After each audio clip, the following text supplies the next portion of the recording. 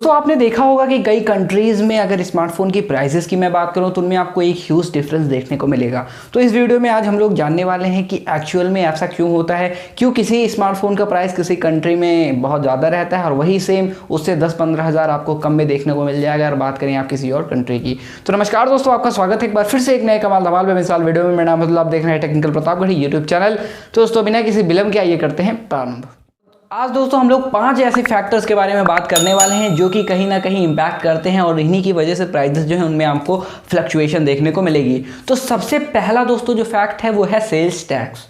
तो ये सबसे मोस्ट इंपॉर्टेंट थिंग है, क्योंकि अगर आप देखेंगे किसी भी कंट्री में तो कोई भी जब प्रोडक्ट आता है बाहर से इंपोर्ट या एक्सपोर्ट किया जाता है या फिर कोई भी इंटरनली अगर आपके लोकल मार्केट में ही सेल किया जाता है जो कि ऑथराइज्ड है गवर्नमेंट की तरफ से, तो वहाँ उस कंट्री की गवर्नमेंट का जो रूल रहता है, जो टैक्स रहते हैं, जैसे अपने इंडिया की मैं बात करूँ तो यहाँ तो GST चल रहा है, यानी गुड्स एंड सर्विस टैक्सेस के चलते यहाँ पे जो प्राइजेस है स्मार्टफोन की पहले 12% का आपको इजाफा देखने को मिला था, लेकिन अगर आप आज देखेंगे 18% का आपको अब टैक्स देखने को मिलेगा आपके नए स्मार्टफोन में जो कि मार्केट में लॉन्च होंगे।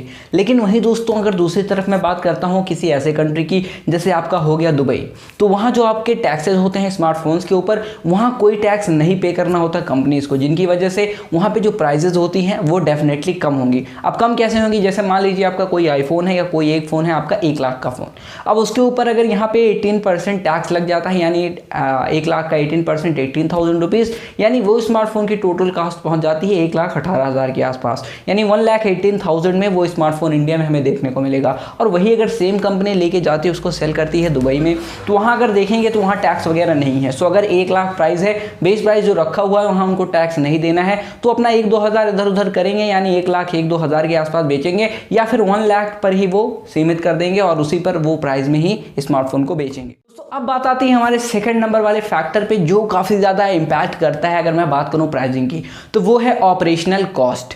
जी हाँ दोस्तों, ऑपरेशनल कॉस्ट में आपके स्टोर्स का चार्जेस आ जाते हैं, अब रेंट कैसा है, कहाँ स्टोर खुला है और उन पे एम्प्लॉयज़ जो वर्क करते हैं वो कितना चार्ज करते हैं, कितना एम्प्लॉयज़ को दिया जाता है और कैसे रेट्स चल रही हैं। फिर हो गया आपका आप जो वेजेस वगैरह होते हैं, टैक्सेस वगैरह होते हैं, ये तो मैंने आपको बताया है कि ऐड होता है, और उसके साथ साथ ट्रांसपोर्ट ड्यूटी वगैरह जो लगती है और फिर ट्रांसपोर्टेशन के लिए भी जो खर्चे निकल के आते हैं, तो वो हर डिफरेंट कंट्री की अगर मैं बात करूँ तो वहाँ आपको अलग अलग देखने को मिलेगा। यानी इन ऑपरेशनल कॉस्ट को जोड़ते हुए अगर आप देखेंगे, फॉर एग्जाम्पल दोस्तों आप ले लीजिए OnePlus 8 Pro का ही, तो अगर आप OnePlus 8 Pro की प्राइसिंग को देखेंगे यूके में, तो वहाँ आपको ये देखने को मिलेगा तकरीबन 63-64 हज़ार के आसपास इसका 6GB रैम 128GB वाला वेरिएंट। वहीं दूसरी तरफ अगर मैं बात करूँ आपसे इंडिया की, तो इंडिया में आपको तकरीबन 50 हज़ार के आसपास देखने को मिल जाएगा, यानी इनमें आपको इतना बड़ा डिफरेंस देखने को मिलता है। और दोस्तों जो थर्ड फैक्टर है वो है प्रोडक्शन चेंज। तो सपोज कीजिए आपके कंट्री में ही यानी इंडिया में ही किसी कंपनी का प्लांट है जहां वो प्रोडक्ट मैन्युफैक्चर करती है, स्मार्टफोन वो बनाती है वहीं पे, और वहीं पे असेंबल होके मार्केट में भेजा जाता है। तो इससे ये फायदा होगा कि उनको जो है ट्रांसपोर्टेशन वगैरह के फी नहीं देने होंगे। बाहर से कोई चीज़ मंगाई जाती है, इंपोर्ट कराई जाती है अपने कंट्री में, अगर उसका प्लांट किसी और विदेश में है यानी बाहर कहीं है, तो वो चार्जेस डेफिनेटली बढ़ने वाले हैं, क्योंकि उसमें आपका जो डिस्टेंस है वो काफ़ी ज़्यादा हो गया। आप कुछ उसके बीच में भी एम्प्लॉयज़ वगैरह आएंगे जो कि ट्रांसपोर्ट और इंपोर्ट एक्सपोर्ट करने वाला काम करते हैं, तो उनको भी कमीशन देना पड़ेगा, जिनकी वजह से अब कंपनी तो अपने पास से पैसा देगी नहीं, पैसा हमारे पास से ही देगी, प्लस उसको एक प्रॉफिट अमाउंट भी चाहिए, उसको अपने रिसर्च एंड डेवलपमेंट के लिए भी अमाउंट चाहिए, तो वो कहीं ना कहीं हमें ही टारगेट करने वाली, हमसे भी पैसे लेने वाली है। तो इसका एकमात्र रीज़न यही है कि प्रोडक्शन चेंज जिस कंपनी का अच्छा होता है जिस कंट्री में, तो वहाँ उसकी प्राइसेस रिड्यूस होती है। अब मान लीजिए आपके इंडिया में मेक इन इंडिया जो बजट चल रहा है, मेक इन इंडिया में जो सारी कंपनीज आ रही हैं इंडिया में अपने प्लांट्स लगा रही हैं, तो उससे डेफिनेटली कहीं ना कहीं 10-20% का ड्रॉप आपको देखने को मिलेगा प्राइसिंग में। क्यों? क्योंकि दोस्तों आप देखेंगे कि आपके इंडिया में ही जब सामान बन रहा है तो आपके पास पहुंचाना उतना ज़्यादा कठिन नहीं रहेगा, आपका जो इंपोर्ट एक्सपोर्ट वाला झंझट था उससे रिड्यूस आपको जरूर मिलेगा और उससे प्राइसिंग में भी रिडक्शन देखने को मिलेगा। दोस्तों फोर्थ नंबर जो इंपॉर्टेंट फैक्टर अफेक्ट करता है वो है स्ट्रैटेजीज ऑफ कंपनी।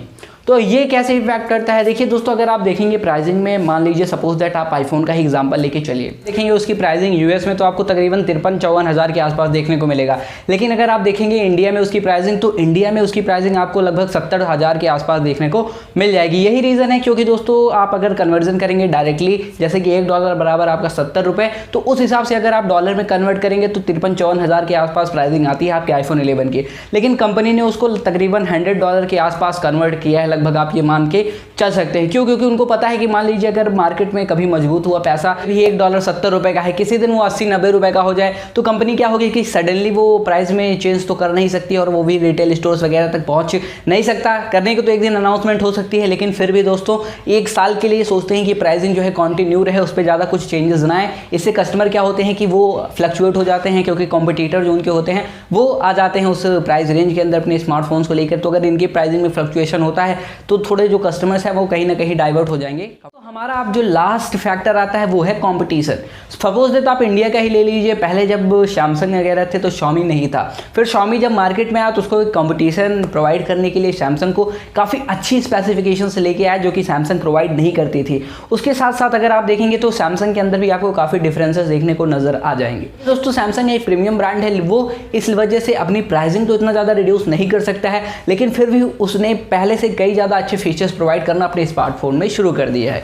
अब फिर एग्जांपल ले लेते हैं, Xiaomi की टक्कर हम Realme से करा लेते हैं। तो Realme और अगर Xiaomi को हम लोग देखते हैं तो उनके जो स्पेसिफिकेशंस होते हैं उनमें कांटे की टक्कर रहती है। आपको पता ही है कि दोनों में आपको काफ़ी बेहतरीन परफॉर्मेंस और स्पेसिफिकेशन देखने को मिलेंगे उस सर्टेन प्राइस रेंज में। चाहे मैं बात करूँ मिड रेंज या अपर मिड रेंज या फिर अब फ्लैगशिप स्मार्टफोन्स भी मार्केट में आ गए हैं Realme और Xiaomi के, तो उन सब में भी आपको टक्कर देखने को मिल जाएगी। तो ये ना कहीं प्राइजेस के वैरी होने का कंपटीशन भी काफ़ी ज़्यादा इफेक्ट करता है, क्योंकि आप मान लीजिए Realme का कोई स्मार्टफोन आपको 15,000 में देखने को मिलता है।